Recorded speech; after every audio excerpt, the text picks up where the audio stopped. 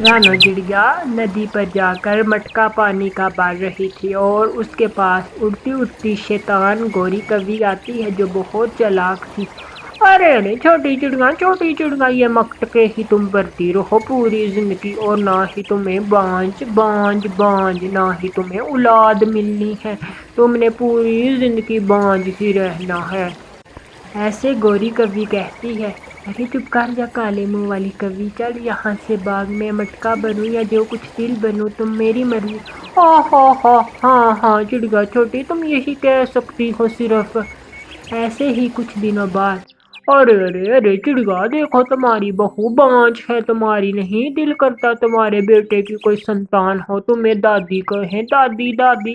ارے اس بانجھ چڑیا کو نکالو۔ ارے گوری یہ کیا کہہ رہی ہو، وہ میری بہو ہے اور میری بیٹی ہے، اگر میں ایسا کروں گی تو میری بیٹی سے بھی کوئی ایسا کرے گا۔ رات ہوتی ہے اور رانو چڑیا گھر آ کے رونے لگتی ہے اور ساس چڑیا پوچھتی ہے اپنی بہو سے۔ ارے بہو کیا ہوا؟ ارے ماں جی مجھے سب بانجھ کہتے ہیں، یہ سن کر بانجھ میرا دل پھٹنے کو آتا ہے، اوپر والا مجھے موت دے دے یا مجھے کوئی سنتان دے دے۔ ارے بہو تم دل چھوٹا نہ کرو، ضرور اوپر والا تجھے سنتان دے گا۔ ایسے ہی چڑیا کے دروازے پر دستک دیتا ہے اور چڑیا دروازہ کھولتی ہے اور طوطا دو بلبل کے بچوں کو لے کر آتا ہے۔ چڑیا یہ بچے یتیم ہیں، ان کی ماں کو کل کسی باز نے مار دیا ہے، یہ اپنے گھونسلے میں روئے جا رہے تھے، میں نے سوچا کیوں نہ تمہارے پاس ان کو کچھ دن چھوڑ دوں۔ ارے طوطے ان کا کوئی رشتے دار نہیں ہے، اس کے پاس چھوڑو۔ ارے نہیں ماں جی ان کا تو کوئی رشتے دار نہیں۔ ارے ماں جی آپ نے ایسا ہم کرتے ہیں کہ ان بچوں کو ہم اپنے پاس رکھ لیتے ہیں، کیا کہتی ہیں آپ؟ ایسے ہی رانو چڑیا اپنی ساس کو بولتی ہے۔ ارے ہاں چڑیا ان کو تم اپنے پاس ہی رکھ لو، اگر نہیں رکھو گی تو میں ان کو دوبارہ چھوڑ آتا ہوں ان کے گھونسلے میں۔ ارے نہیں طوطے رہنے دو انہیں۔ ایسے ہی چڑیا اس دونوں یتیم بلبل کے بچوں کو اپنے پاس رکھ لیتی ہے اور ان کا اچھے سے پالن پوشن کرتی ہے، اور چڑیا بلبل کے بچوں کو دیکھ کر بہت زیادہ خوش ہوتی ہے۔ ماں جی دیکھیں ہمیں سنتان مل گئی، اوپر والے نے ہمیں ایک کی بجائے 2 سنتانیں دے دی ہے، اوپر والا ہمیشہ اچھا ہی کرتا ہے اور اس کے اوپر اچھے کی امید رکھنی چاہیے۔ ایسے ہی رانو چڑیا اپنے بچوں کے لیے بھوجن کی تلاش میں جاتی ہے جنگل میں۔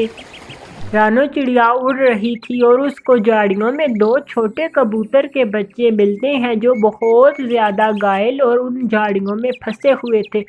آنٹی ہمیں ان سے باہر نکالے، آنٹی ہمیں باہر نکالے۔ ایسے 2 کبوتر کے چھوٹے بچے کہتے ہیں اور رانو ان کو باہر نکالتی ہے ان جھاڑیوں سے، وہ تو کئی دنوں سے ان جھاڑیوں میں پھنسے تھے۔ ارے آنٹی ہماری ماما اس طوفان میں مر گئی اور ہم ان جھاڑیوں میں پھنس گئے ہیں۔ ارے میرے بچوں آپ اتنے دنوں سے یہاں سے پھنسے ہوئے ہو۔ ایسے ہی رانو چڑیا ان دونوں کبوتر کے بچوں کو گھر لے آتی ہے۔ ماں جی آپ بولیں گی کہ بہو ان دونوں کو بھی لے آئی ہے، ماں جی ان کا کوئی نہیں ہے اس دنیا میں، اور میں ان کو وہاں چھوڑتی تو ان کو کوئی شکاری پکشی یا جانور کھا جاتا۔ ارے نہیں بہو میں نے بولا تھا نا تمہیں کتنے ہی بچے ملیں گے، میری بات سچ ہو گئی۔ ایسے ہی بوڑھی ساس ہنسنے لگتی ہے رانو چڑیا کی باتیں سن کر، اور ساس بہو بہت اچھے سے ان تمام بچوں کا پالن پوشن کرتی ہے، اور رانو چڑیا اپنے بچوں کو خوب پھل فروٹ دیتی اور اپنے ساتھ ان کو اڑنا سکھاتی۔ کچھ دن بیت جاتے ہیں اور رانو کے وہ چاروں بچے اڑنا سیکھ جاتے ہیں۔ ایسے ہی رانو ان چاروں کو ایک دفعہ ندی پر لے کر بیٹھی ہوئی تھی اور گوری کوی شیطان آتی ہے رانو کے پاس۔ ہاں چھوٹی چڑیا اپنے بچے ہوئے نہیں، لوگوں کے بچے پالنے شروع کر دیے۔ ارے چپ کر گوری کوی، میری مرضی میں جو کچھ دل کروں، تمہیں کیا تکلیف ہے، تم یہاں سے بھاگ جاؤ۔ چھوٹی چڑیا تم بانجھ ہو، بانجھ کا مطلب سمجھتی ہو جس کی سنتان نہ ہو، یہ سنتان کسی اور کی ہے، یہ تمہاری نہیں ہے۔ ایسے ہی رات ہو جاتی ہے، رانو اپنے بچوں کو لے کر سو جاتی ہے اور کچھ دن بعد گوری کو بہت بھوک لگتی ہے اور وہ کوئی زہریلے بیج کھا لیتی ہے جنگل میں اٹھا کر، اور گوری کوی جیسے ہی وہ بیج کھاتی ہے تو گوری کوی زمین پر گر جاتی ہے اور گوری کوی کسی نہ کسی حالت میں گھر آتی ہے۔ ارے بیٹا جگو جاؤ، رانو آنٹی کو بلا کر لاؤ میرے پاس، جگو بیٹا جلدی جاؤ۔ جگو اڑتا اڑتا رانو کی طرف جاتا ہے۔ ارے ارے آنٹی رانو میری ماما کی طبیعت ٹھیک نہیں، آپ جلدی آؤ جلدی آؤ۔ رانو باگی باگی جاتی ہے گوری کوی کی طرف اور ارے ارے گوری کیا ہوا ہے؟ ارے رانو میرے بیٹے جگو کا دھیان رکھنا، میں نے تمہیں بانجھ بولا، آج میری غلطی کی سزا مجھے مل گئی۔ رانو میرے بیٹے کا دھیان رکھنا، رانو مجھے ابھی گوری کوی اتنا ہی کہتی ہے تو گوری کوی دم توڑ دیتی ہے، رانو چڑیا رونے لگتی ہے۔ ارے اوپر والے، اس لیے آپ نے مجھے اولاد کا سکھ نہیں دیا کہ میں نے ان بچوں کی پرورش کرنی تھی۔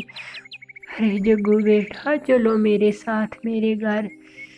ایسے ہی رانو چڑیا جگو کو بھی اپنے ساتھ اپنے گھر میں لے جاتی ہے اور ایسے ہی رانو چڑیا ان تمام بچوں کا اچھے سے پالن پوشن کرتی ہے۔